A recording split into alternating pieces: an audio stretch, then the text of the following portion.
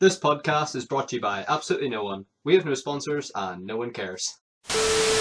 Hey guys, and welcome back to another episode of the Movie Mates podcast. I am Matthew here with my wonderful co-host and best friend, Callum. Callum. I'm still looking at Arnold Schwarzenegger's filmography, so pad for a few minutes. So, on behalf of Callum and I, we would like to thank everyone who has recently subscribed, liked and commented on our videos. We really do appreciate it. And we're just going to try and keep rolling out the episodes for you guys. We really do enjoy doing that. Without further ado, I'm just going to give a brief introduction while Callum's researching Arnie. I can't find it. Is Wikipedia is cryptic? Is it? AF? Yeah. You know. So as the title would suggest, this is the good Terminator films. Terminator 1 Are we and actually 2. calling the episode that? Yeah. I suggested that. Terminator 1 and that was a Callum suggestion. Terminator 1 and Terminator 2, so the classics, really. By what most people would suggest are the only good films in the franchise. Yes, and also probably two of the pinnacle of not just sci-fi films in general. I would say. Yeah. They're very well received and stuff. And we'll get into our thoughts on that. Yeah. So without further ado, full spoilers, of course. Yeah. But do you want to kick us off with The Terminator from 1984? Sure. God, it looks like shit, doesn't it? I'm the first. Literally the first point I had. Looks great. Look, great effects for 1984, right? Seriously? Yeah. What do you like about it? Today we saw Terminator Dark Fate, and there was a brief intro from James Cameron while he talked about the filmmaking process, and I just turned to Matthew and said, he's a wanker, isn't he? And I mean, just it carries over because he is so self-congratulatory about his developments to the filmmaking process. And this film is good, but it's clearly not as great as James Cameron thinks it is. James Cameron thinks of himself as a genius. Like, he thinks he is, like, the Jesus of filmmaking. He has done a lot for the industry, I will give him that.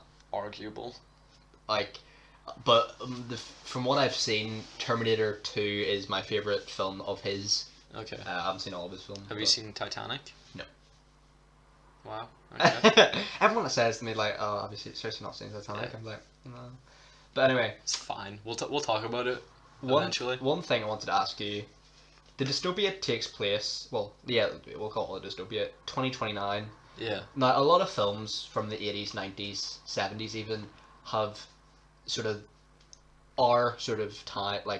present day, or this decade as like a dystopia. Do you think that's realistic? Like, obviously it's not going to come true, but I think this film maybe was a little too hopeful. Yeah. Because it's not hopeful. I don't think they were like, oh yeah, hopefully in 50 years it's a desolate wasteland. I don't think they were hopeful. But I agree. I think if you're going to set something in the future, set it in the far future. It's hard to say now. Because then you look stupid when it doesn't happen in like a relatively short period of time. Like, I don't know. Do you think cyborgs will exist in like 2029? Because I certainly don't. Not obviously like not killers. No, not killers. I think cybernetic enhancements are already possible. Yeah. But no, I don't think we'll have Terminators by 2029. Yeah, darn it. I don't like when movies throw up text on a screen. I was going to say Star Wars style exposition is lazy. Yeah, I don't like having to read things. No. In a non-foreign film. I like the font. I quite liked it. Let's talk about the score, which is a pivotal element in these films. Entirely unnotable. What? What? I think it's one of the best film scores of all time. Literally didn't notice it whatsoever, other than the theme that is way overused. Are you talking about like a That is what. Oh, I forgot. Seriously? Yeah. I actually we just recorded our review for Terminator Dark Fate, and there was one point that I forgot to mention. What? Oh, that's a spoiler, I guess. Oh, okay. I mean, can I say it to you, and then if you think it's a spoiler, cut it out.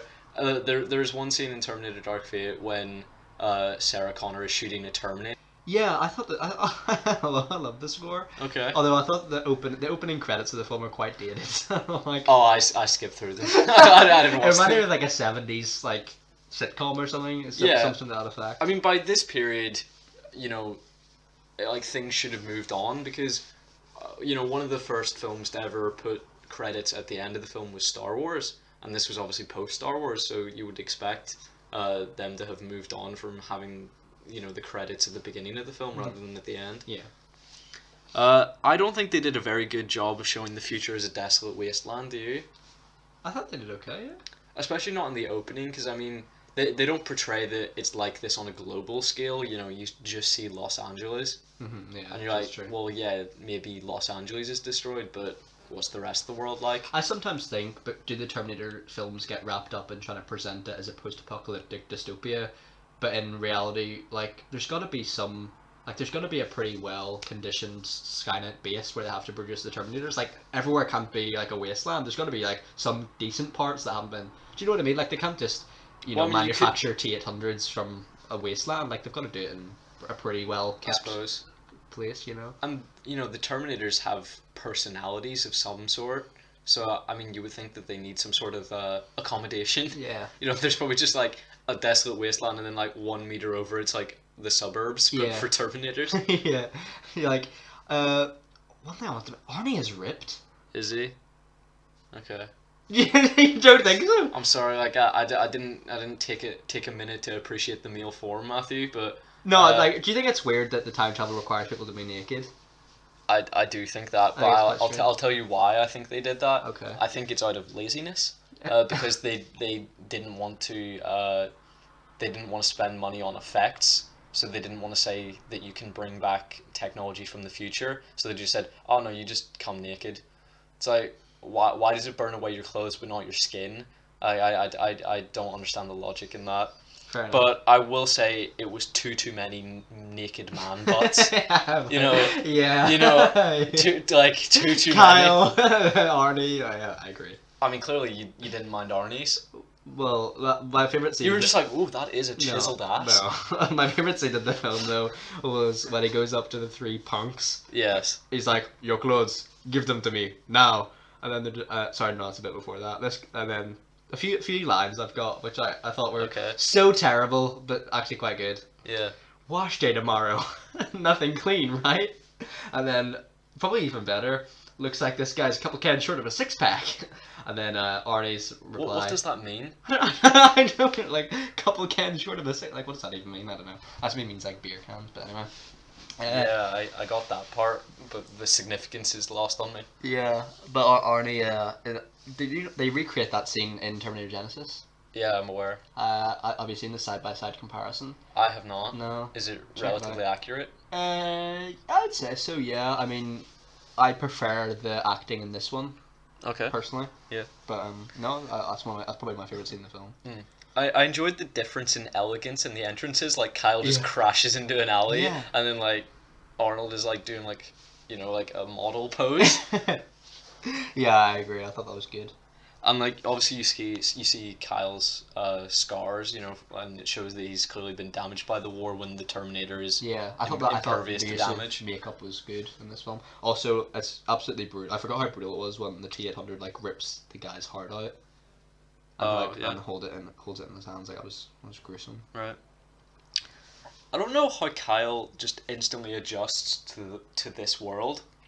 You know, he doesn't seem overwhelmed at all by, you know, cars and everything. You know, like, he seems so for a guy who normalized in says, society. Yeah, he was born in the war. Like, he wouldn't know like what society normally functions like. Yeah, I mean, you know, usually in like a fish out of water story, you see them like wander into the street and you'll get hit by a car, but you don't really get that. One thing, aspect. all my notes and calories are like how much like how You're you could like, he's such a heartthrob. No, well, a classic Patrick Swayze. Heartthrob, and also like he does some questionable things, like steals clothes from a homeless guy. Oh, he doesn't steal clothes from a homeless guy? You know, he steals the pants from the homeless guy. Oh, and then does the he? face are just like, and the homeless guy's like, he just stole my pants. It's okay, I wasn't brutal. paying attention. Yeah. Unfortunately, at that moment. But yeah. Okay. I noticed a bit of foreshadowing. Okay. In one of Arnie's first scenes, he drives over a toy truck. Yeah. Which foreshadows the destruction of a real one later in the film. Yeah, that's clever. Yeah, I like that. Yeah, it was quite clever on their part. One thing I noticed was Kyle Reese loads a shotgun and like cocks it and then puts it in his coat, which Yeah. could accidentally make him shit himself. And he's made it like a sawed off shotgun, so like it's twice as dangerous, and he's just like stuck it down his pants. So yeah, I'm a bit concerned for him. Like, if you're gonna load it, okay, but don't like cock the gun and then put it in your Yeah, I shotgun, know. put it in your pants, like, Kyle, mate. Yeah. Also, I just wanted to say, I don't know why they're all so cavalier in like just having such a huge high body count, because obviously if you kill the wrong person, you could ruin the future that you're trying to protect. Yeah. If the Terminator is obviously going after Sarah Connor, but he kills several Sarah Connors and like a ton of people in a bar before he gets to her. So I mean that like one of those people could easily have been responsible for part of Skynet. Yeah, true. And like he's I didn't really think he's about that, actually actually. destroyed the future that he's come back to protect. Yeah, that's true. Like, one thing I wanted to also mention was, have you noticed how little dialogue there is in the opening 30 minutes? Like, there's not Yeah. much at all. Because it's quite Fast-paced. Arnie centric, and he does not actually have a line. Not really. Like he has about like 10 lines or something. a in the few film. good one-liners, I must say. Yeah, a few powerful ones, but aside from that, he doesn't speak much. Mm-hmm. I don't know why anyone in the 80s thought their hair was good. I mean, it's just embarrassing. There's one shot where they pan away and then pan back to like Sarah Connor and Ginger ready, and they're just both they're travesties. Just, Oh, that and was there's just like Ginger's boyfriend is just like weird, creepy oh, phone calls. yeah, he's just like sexually harassing people over the phone, and like Sarah's just pissing herself. Yeah. I'm like, okay, maybe tell him to be like sort his life out. Yeah. I think Kyle Reese isn't exactly subtle when he's stalking Sarah. Like, No, because she notices him and she has no training in surveillance, but like she just looks at him and is like, dickhead. yeah. She thinks that he's the Terminator that's after her. Yeah. Just because like she's seen him about so much. Yeah. Yeah, he's for like a soldier, he is not subtle No, whatsoever. not really. I mean, Sarah just survives by sheer dumb luck. Because, I mean, it's just the wrong people getting shot, she being able to use people as human shields, Kyle Reese happening to be in places, like, there is no reason that she should be alive, really. Yeah. And just for a machine, the T-800 has such terrible aim. You literally go into his eyes and you see he has a target, like he has a targeting mechanism, but he's not able to kill one woman with like a bunch of semi-automatic weapons. True. Yeah, I mean, I thought the whole scene in the Tech Noir nightclub was great, but then, like, yeah, like, I think he sprays with, like, the Uzi gun, and it just Yeah. goes everywhere, like, Yeah. but, obviously we've got the infamous, actually, no, that, see, for me, I've got so many notes for the opening bit, and then hardly any for the middle, just because Right. nothing really happens, you know? Yeah, I'm more talking about like concepts than moments. Yeah. I mean, But just go off your notes, like... well, I mean, just one thing that I find a bit odd was the fact that the T-800 can change his voice, Yeah. but the default is Austrian. What, like, why is this like the system standard Austrian? I mean, the T-800 is meant to be able to blend in and appear human so that they can take out their target. But I mean, you're gonna notice the 400-pound Austrian man more than you'll notice like Kyle Reese. Yeah. To be fair, they did retcon that with what was it, Patrick? Who played the T-1000? Robert Patrick. Robert Patrick. Like, because he's obviously American. So Yeah. yeah. But I agree. But I mean, both of those characters can change their voice. So Yeah. I just don't see why the factory were like, oh, we've nailed it, guys. To be fair, like, Austrian. yeah, like if like a 30-year-old Arnie in his prime like walked into a room, you'd 100% notice him. Yeah. Yeah. And you'd notice him like pull out a 12. Distance can time travel. I don't see why their first instinct isn't to go back and kill the scientists that they know are responsible for Cyberdyne. Yeah, true. Like, it's just. Because I mean that becomes the plot for the second film, so I don't see why that wasn't Kyle Reese's first instinct.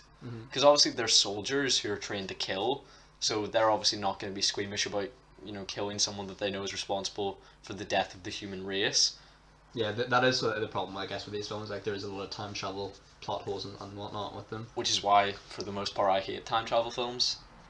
as everyone who listened to the Avengers Endgame review knows. Dog shit. No, don't say that. Yeah.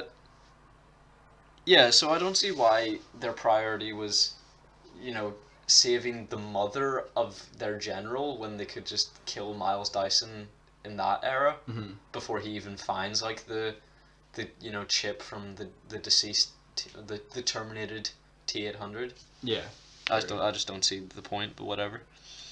And for some reason, I find when he like pulls off like his fake skin and you see like the bloody metal underneath, that actually makes me feel more uncomfortable than like actual like human guts. Yeah. Like just bloody metal Oh. freaks me out. I don't like it. The bits that I sort of appreciate, like, the way his flesh and his face starts to rot.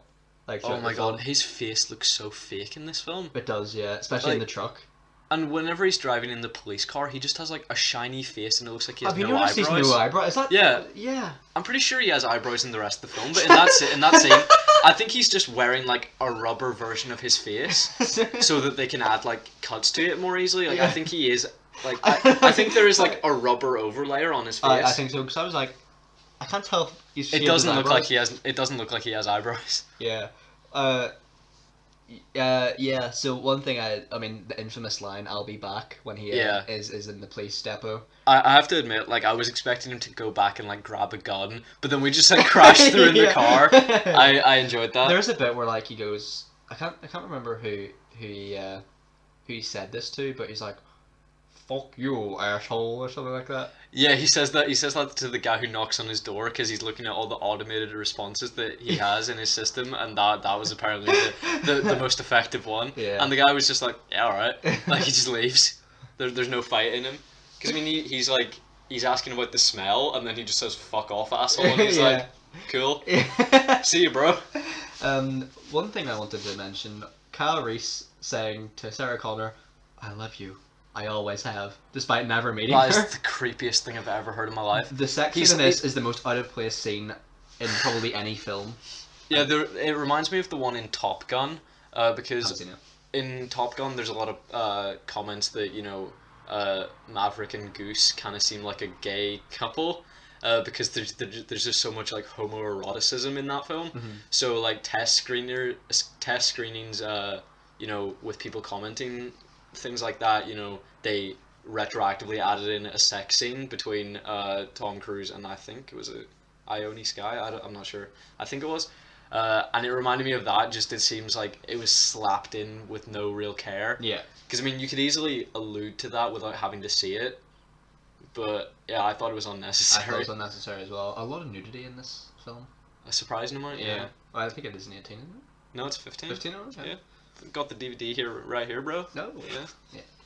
Yeah. Yeah, so I thought overall the makeup used on Arnie was good, although you can tell it's obviously not his face. But for 1984, I thought it was fine. Yeah, I don't know if I agree on that.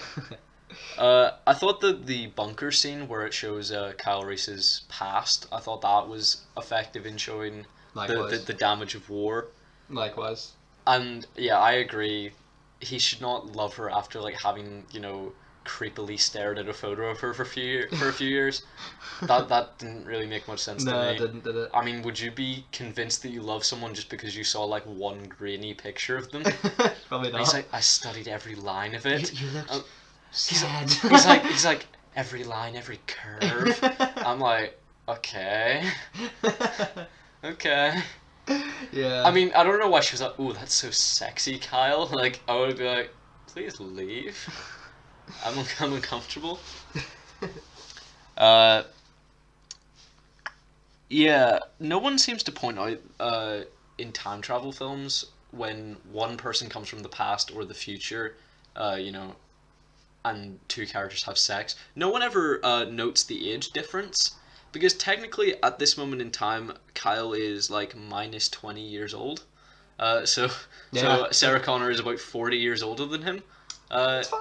I mean, in her time, he doesn't even exist yet. So Tell me, kind Kyle, and women of your time, what are they like? They're great fighters. Yeah. That's not what I mean. Wait, so weird. I mean, yeah, he is clearly a virgin. I mean, he is. Nothing wrong with that. No, nothing wrong with that, but just, be cool, bro. Yeah. Yeah, I don't really see what Sarah Connor saw in him, really. I think he's an attractive guy. I don't know. Oh, no, aside from that, though, I mean, He's a warrior. looks aren't the most important thing, Matthew. One thing I thought was great was the endoskeleton. Looks Right. good for 1984. I agree, yeah. And also it adds. I don't know. Would you agree that there are certain horror aspects to the film, especially in the final act? Yeah, I suppose, sort of like being chased through a factory is kind of a staple of horror novels and TV shows, more less so movies. Yeah. But yeah, I definitely saw those parallels. I mean, I didn't like almost all of the film. It's just Arnold. Like, I would have rather it been the endoskeleton for the majority, because I think it's an impressive effect. Well, I think that the model is impressive. The effect of it walking is shockingly shit. It's because it's they stop motion animation. Yeah, the frame rate of the film is dropped as well for that scene, and the stop motion, obviously. Yeah. Oh Jesus! Like, that is a disaster. I think for 1984 it's okay. But it's just such a stark contrast between that and then Terminator 2 and then Terminator 3. As in Terminator Dark Fate is, out of this world in comparison to True. This one. I respect them for actually killing off Kyle Reese, though. Likewise. Because, I mean, it shows that the film actually And had the real Terminator. stakes and consequences. Yeah. Yeah, and the Terminator. But, obviously, Kyle says that once you go back in time, you can't return. So, I mean, it made the most sense for him to be killed off, and I respect them for committing to it. Yeah. I really liked the final shot of Sarah driving through the desert towards like a storm in the mountains. I thought it was a really powerful final shot. And obviously we get the callback of the photo that Kyle is staring at for years. That is taken in that moment. She's cheated out of like £5 by a little boy. She's like, I'll make it 4. But I just love the character development she's given in this film. Like, she starts off, I thought it was very strange though, she starts off as quite like stressed out and stuff, and then she's like, when she realizes Kyle's not getting up, she's like, get up, soldier! Oh, that was so uncomfortable. Like, that is what the kids these days would call a Mary Sue, where they just suddenly, arrive out of nowhere with like all these attributes that make them more powerful than the male hero. I think compared to Dark Fate, this film gives her so much more character development, and obviously because it's a Sarah Connor film, Yeah. I think she's great in this. I think Linda Hamilton's performance is excellent. Yeah, so she doesn't really get much character development in the second or the third or Dark Fate, but yeah, obviously she goes from being like a timid waitress by the end to being, the savior of the future. So yeah, I mean that is probably one of the biggest, most significant character arcs in a film. Yeah. And it's done in quite a short amount of time. I mean, it's quite a short film. It is quite a short film. Only an hour and 40. Hour and 40, yeah. I mean, it felt like a Felt lifetime. felt like a Dark lifetime. Fate length. Yeah. I'll be honest. I mean, it felt as long as Terminator 2 for me. I love Terminator 2 so much. Okay. Well, speaking of this film, what would you give it out of 10, buddy? I would give this an 8 out of 10. I would also give it. No, I'd give it a 9. Okay. Yeah, I really like this film. Okay. I really like it. So next film we have, I haven't got any notes for, but None. No. Terminator 2. That's impressive even for you, Matthew. Thank you. Wow. Terminator go 2 you. Judgment Day. Was that 1991 release? Indeed. Great film. I love it so much. Like Yeah. top 5 favorite films of all time for me. Okay. I would say. I would not say that for me. My first point was just that the first film is pretty good, as we agreed. Yeah. I mean, even great in your opinion. Yeah. So I have no idea why it took 7 years to make a sequel. Yeah. Is it just the David? Is it just the? Shut up, Matthew. Just shut up. Shut up. James. From filmmaker to leader of the Conservative Party. Don't hit me. Wear my shirt out. It just seems that James Cameron is a bit of a bitch, and that he's just a bit lazy. I have a habit of mixing up like politicians and famous people. Yeah. Oh man, classic. One thing I wanted to do, because I think this film was very lucky that Linda Hamilton and Arnold Schwarzenegger did not age at all. Like, very lucky. Yeah, I mean it is set. I mean that makes less sense because it's set 10 years after the other one. So yeah. they should have aged like 10 years. Yeah. I'm sorry, I forgot that Edward Furlong is like a 10-year-old, 11-year-old. Yeah, that is my like. I mean, I had this later on, but John is meant to be 10 years old. He's like 16. No, he's 13. He was 13 when they filmed it, but I mean seriously, like he's an old looking 13 as well. Oh. And the way he speaks is not that of a 10-year-old. Can we talk about bad haircuts? Okay. His friend with the Oh Jesus! Like the ginger mohawk. Yeah, Oh, it's a bit incredible. Like David Bowie a little bit. It is. Oh man. Mm. Oh, I can't believe how much the effects had advanced in such The a short amount of T1000 time. still holds up, I will say. Like, I think T1000's amazing. Yeah, it looks fine. Like it looks good for the time, but even the T800 is so much more impressive than it was in the first one. Yeah, I think apparently it was a real shock in the film in theaters when it turns out the infamous scene where it's Arnie and the T1000 and like he's like shoots. Yeah, I was gonna say that I wish I didn't know the twist that Arnie is actually the good guy. Yeah, because I mean it was revealed in the trailer because they wanted to get across like the finished good visual effects and they wanted to show the liquid metal Terminator. Yeah. But for people who hadn't seen the trailer when they sat down in the film, I mean, it's a complete shock up until that moment that he isn't the villain. It's probably one of the most infamous scenes of all time, especially when like stands in the roses and stuff. I mean, why does he have a box of roses? That's never explained. he's just got a shotgun. You know what I find funny here? He actually has to a kiss from a rose. He actually he's went to the time to buy some roses, stick a shotgun in it, and dip it up again. Are Guns N' Roses named after that scene? I didn't really think about that. Probably. I don't know. Maybe I don't know what era they're from. No, me neither. I think they're before 90s. Okay, I thought so as well. But like that'd be weird if that was the origin of their band. Yeah. But no, like, yeah, the T800's definitely improved. Yeah. I mean, I've written that the T800 is the good guy, but I mean, he still does beat up bikers with an inch of their life. Yeah, he beats the shit out of them. Yeah, he does. Classic Arnie, really. I just can't get over the fact that John is 10. I can't. Yeah, but he's got a weird, like, he does have I know I have a high-pitched voice, but he has a very high-pitched voice, but also speaks like a 16-year-old. Yeah. That's weird.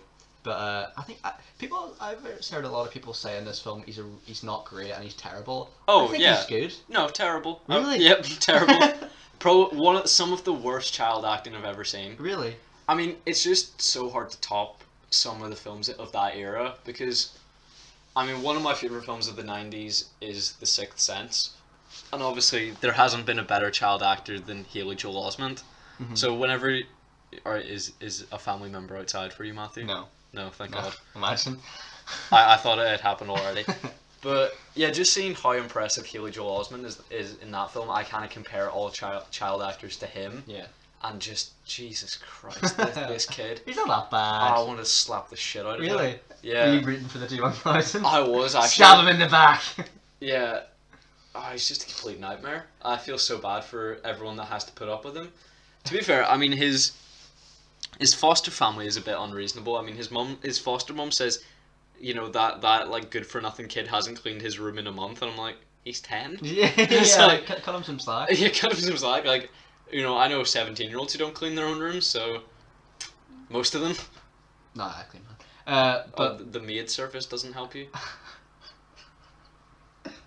No. Jeeves is on holiday. No. Jeeves is the chauffeur, Matthew. Oh man. But no. What are your opinions on the T1000? Do you like it? I think the effects are impressive for the time. What about the performance?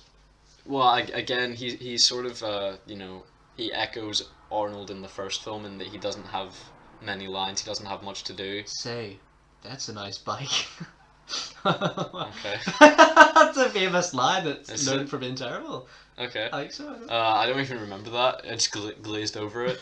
I mean, pretty much like if I hear a terrible line, I just gloss over it. I move past it. I don't see why they think that Sarah Connor is crazy.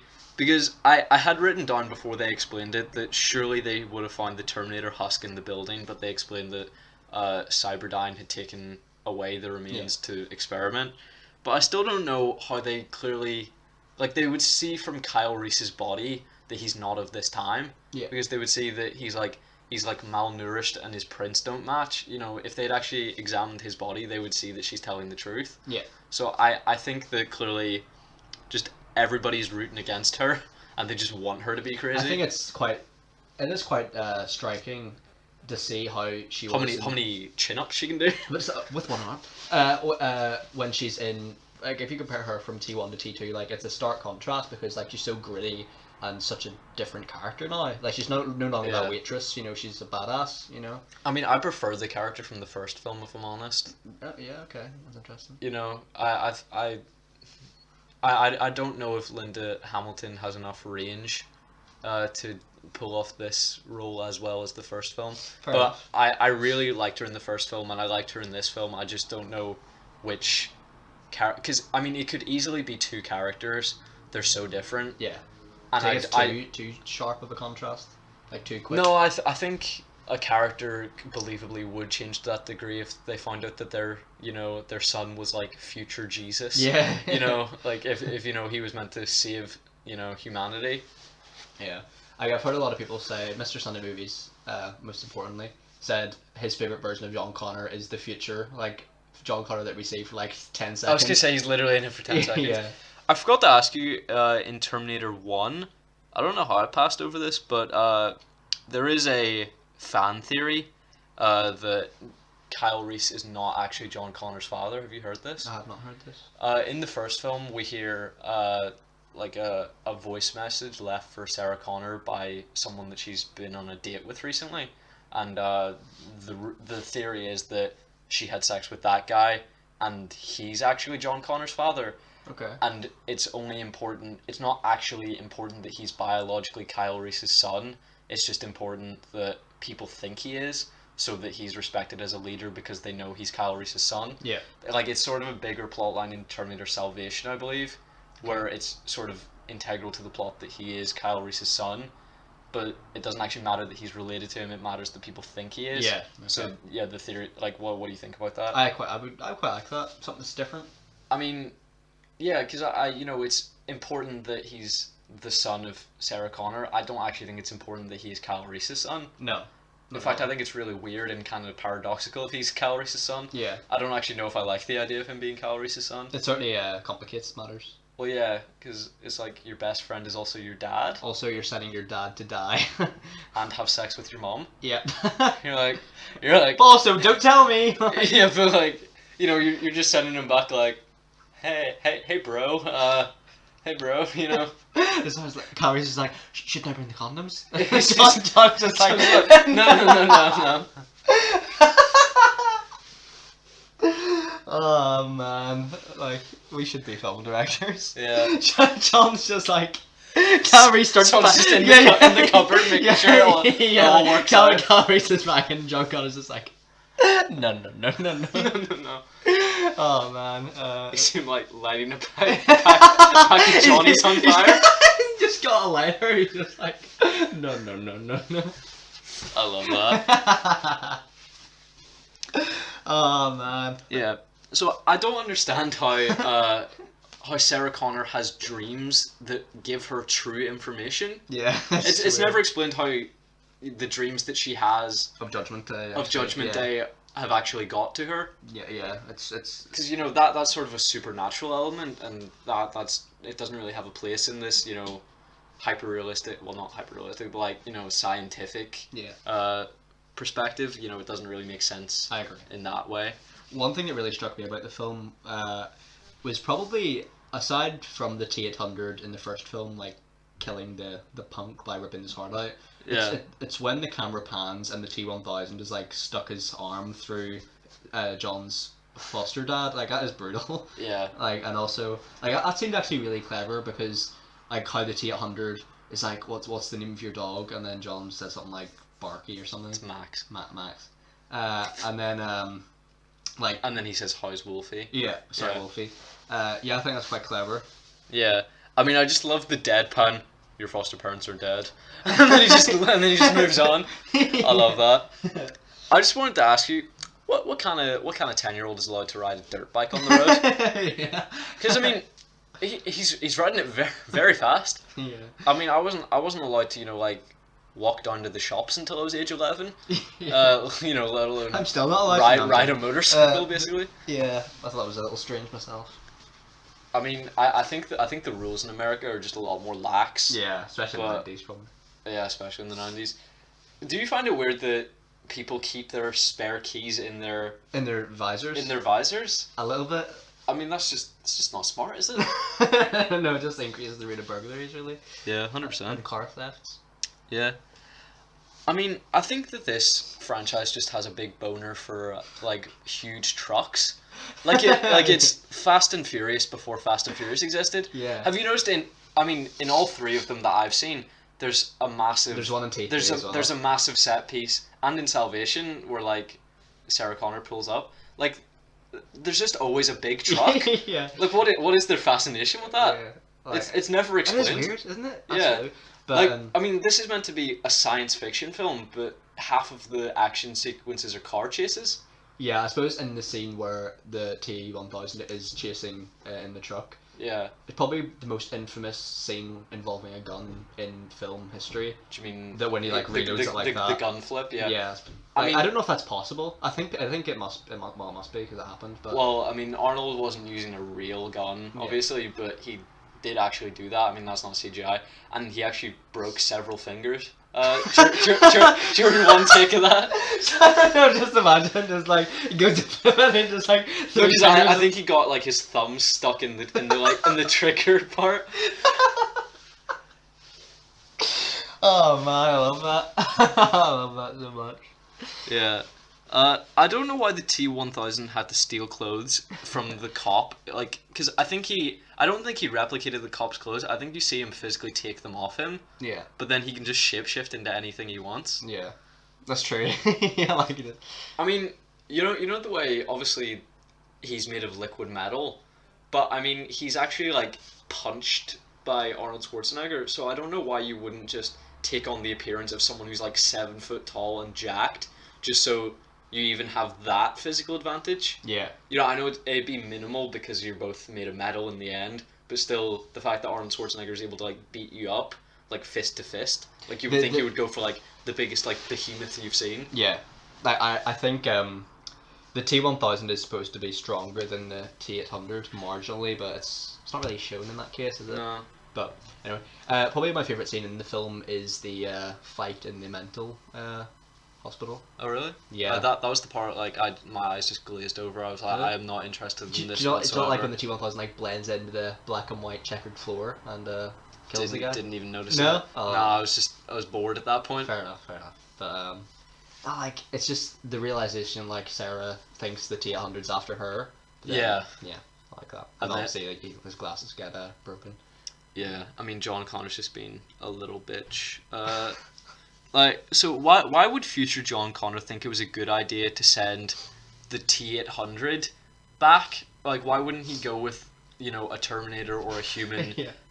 Like, they wouldn't recognize as being an evil that they killer. wouldn't recognize as an evil killer. Yeah, Exactly. imagine future John's just like, Like, he's just like, no, I've no, nailed Cal, this." we want them to shit themselves before Yeah. this. Yeah.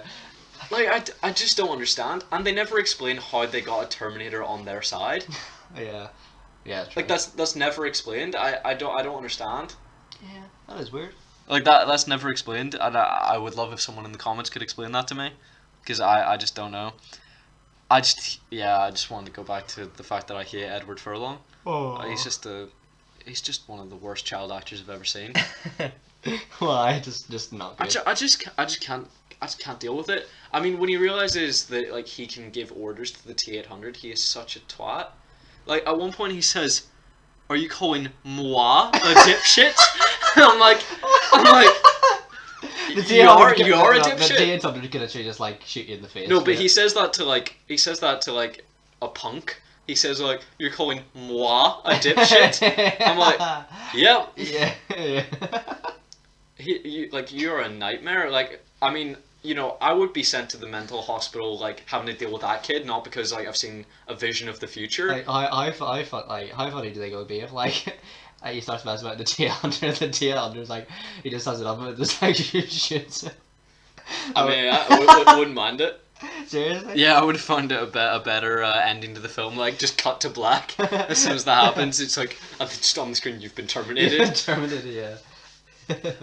I want to talk to you about there's a very uncomfortable scene before the mental hospital breakout where just an orderly licks Sarah Connor's face. Yeah, that's weird.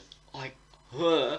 It's like it's one of the most uncomfortable scenes in any film I've seen. Agreed. There's two different scenes where someone licks another person.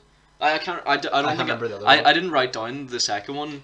I think the second one's a bit more consensual. See, I'm still not up for it. I thought you were gonna mention the scene where like they take his CPU out of his head. Yeah. Like have to like pull. That is really well done, I must say. I mean, it hasn't happened in my chronological notes, okay. but also I did not write that down. Correct. I thought it was just well done. Like prosthetically, it was very well made. Okay, For an I empty one as agree. well. I mean, like I'm not a car chase fan, and I think this one has, as I've mentioned, a few too many. Yeah. I think one max. I don't think you should have more than one in any film. I like that Arnold learns his behaviors from a child. Yeah. Because I like that sort of makes more sense. That he's a bit more juvenile, and like teenagers do. Well, not teenagers. A 10-year-old apparently says "Hasta la vista, baby." Hasta la vista, baby. Like Yeah, I did like not that. realize that that's where he learns the catchphrase from Yeah. Edward Furlong. I don't think I'm happy with that. No. No, because I mean I wrote that happens at such an inconsequential time when he says that, and it's meant to be sort of like the dramatic kill moment, but it turns out to be a fake out. So I don't know why that phrase has become so iconic. I get it. I like it though, but I don't get it. you don't. No. No, I okay. mean I like it, but I don't get why it became so iconic. I mean I couldn't pick out specific lines from my favorite films. Because like there's plenty of one-liners in every film, but I just don't see why that one was picked out as iconic. Fair enough.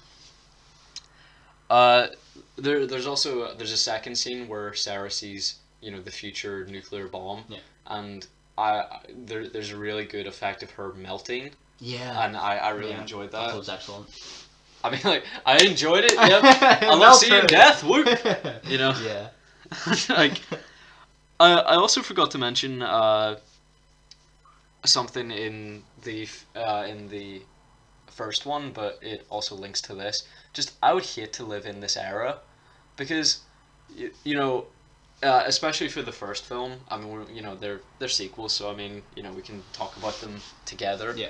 But I mean, she calls for the police. They put her on hold. That doesn't happen now. Yeah. There's no cameras to prove that she's not insane, and also like for the police to warn her, it goes to her answering machine. Like I just And feel also, like, I feel so bad for people who lived back then, because it was just so easy to murder someone. Even back still, in the day. like, I can't comment on the realism of the mental institute, but like even the corruption inside it of the stewards like licking her and stuff. Like I don't know if that actually happened. It probably, like, I'm sure it happens. Not Yeah, I would imagine it does. But even still, like it wasn't. It's not really as you said. Like it's not a nice time. Yeah, to live in. like I'm not envious of the people who had to live. Great music. Yeah. Terrible people and conditions. I don't know why the T-800 and John Connor are so insistent on like stopping her from killing Miles Dyson, because I mean, like, if she kills Miles Dyson, all the problems go away. Yeah. Or so they think. Well, I mean, in the end, she has prevented Yeah. Judgment Day as she knew it. Yeah. So by destroying Cyberdyne and Miles Dyson's death, even though she didn't orchestrate his death, I mean, did work. She did stop Judgment Day as she believed it was going to occur. Yeah. What do you think of Miles Dyson in this film? Do you like him? I don't think he's in it enough for me to gauge, but Yeah. I mean, yeah, he's fine for what he is. Yeah. He's just a generic scientist. He didn't really speak to me as the father of the Yeah. the destruction of the world. Like I would have liked. I mean, I was surprised by like how okay he was with like destroying his work, like his, That's what I mean, like his biggest legacy. That would have made him famous, even though it would have eventually made him infamous. I just don't know why he's so, he's so quick to believe what they're telling him and so quick to change his mind about things. Yeah, that's fair enough. Was there anything on that you wanted to say? No, not really, buddy. Yeah. Yeah, I mean, I just think John's such a little bitch. I don't see that kid becoming like a military leader. No, no, definitely not Edward Furlong. Like No. he's just like, flicking away his coiffed hair and like saying, "You can't kill people." Like, Mom! like he's such a disaster. Brutal. Like I feel so bad for the future. Yeah. Like, also, I mean, they just do such a piss poor job of hiding that security guard that they like tape up. Like they just stick him on the floor of the bathroom. Like they don't even put him in a stall. Like he's found within 5 seconds. Yeah. You know, if they put like 2 more minutes of effort in, He would have been like, fine. Like the third act wouldn't have happened because like they would have just gone in, blown up the whole building with no problems. I must Like admit, Miles Dyson would have been alive if they just like chucked the guy in the cupboard instead of the bathroom. I think the third act goes on a little too long. Way too long. It could have easily ended at the Cyberdyne building. Not and in the power plant at all, been, or whatever it is, like a like, smelting plant. A smelting plant. Like easily, it could have ended at Cyberdyne, Yeah, and maybe. just the final fight taking place outside. Yeah. Easily. Yeah. Yeah, I don't enjoy the third act particularly. I think it goes on way too long. Even if it had ended at the fake out where they freeze him and then blow him up, where like Arnie thinks that he's succeeded in killing him, like I would have preferred that as the ending. Just because of time constraints, I just wanted to mention one thing. Is this you being told that your parent is outside? Yeah. Are you 100%? Just not. So one thing I wanted to mention. Oh no, I was gonna say they're early. They're not. One thing I quickly wanted to mention was what was it? Oh, what was it? No, what was it? Has your parent said get out quickly? No, it was it was something to do with the T-1000, the final act or something. I mean, the fact that he disappears for like an hour of the film. Yeah. That. Like, just I completely forgot about his existence because he just shows up and I was like, all right, he's in this film. Oh yeah. Because I mean, just stopping Judgment Day was enough of an objective. They don't really need an antagonist. Yeah. Like oh yes. Do you think it's do you like the fact that Arnie like has to kill himself at the end of the film, like burn himself alive? I guess. But like, his reasoning for it is because he can't do it to himself. Yeah, like he can't get someone to kill. They can't get John to kill him, obviously, can they? Yeah. Like, what are you talking about? No, I mean like because I can't speak. The reason he needs to die is what?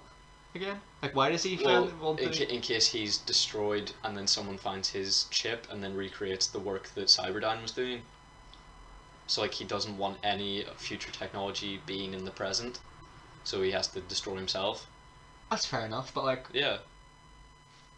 I think he could just go off the grid, you'd be fine, mate. I mean, yeah. Yeah. I definitely think that would work. Come on, Carl, I think if you just went off Some people haven't seen Dark Fate. I think if you just went off the grid, like... Yeah, like I think you'd be fine. I don't think he had to kill himself. Do you think you have like 3 minutes? Yeah. Okay. Let's just blast through my final points. Like, the police storm the building and they shoot Miles. Like, he could have easily been a hostage, and they just like blow like 20 holes in him. Yeah. Like with no I regard. feel quite bad for Miles, Yeah, I mean he's very nice. He seems like a sweet dude. Nice family. Yeah. I have to respect the stunt work, because they hover like a helicopter like 1 foot off the ground. Yeah. So I mean that's clearly skilled practical effects. I agree. Again, Sarah Connor survives through sheer luck. The T-1000 can sprint at as fast as a dirt bike, but then in like the smelting plant, he just stalks her. he just like stalks her really slowly. Stalks his prey. Yeah. Yeah, and then he says to John, "Call out for your mother," and I'm like, you can change your voice, mate. Like you don't need her. Yeah. You can do it yourself. And I don't see why the T-1000 can be destroyed, by melting him if he's made of liquid metal.